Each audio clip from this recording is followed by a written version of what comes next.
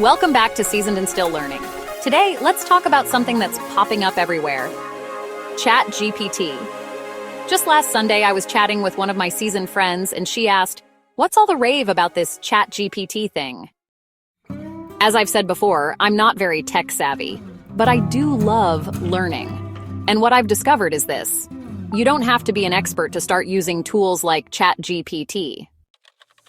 In simple terms, ChatGPT is like having a helpful assistant who can answer questions, explain things, write with you, or help you brainstorm, all in plain language. All you need is an email address to sign up. It doesn't even have to be Gmail. There's a free version of ChatGPT, and trust me, that's more than enough when you're starting out. You can ask ChatGPT to help you plan a family vacation, find a recipe, draft an outline for a speech to your garden club, plan a party, and practice a new language or check your writing for grammatical errors.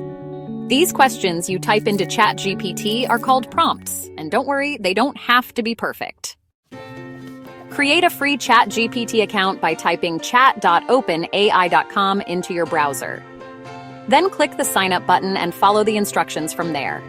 Once you have created an account, type in the following prompt. What are some free beginner-friendly AI tools that someone with no tech skills but a willingness to learn can start using? Whatever it provides you with, follow up by asking additional questions to understand better the result that it generated. You'll be surprised how helpful ChatGPT can be.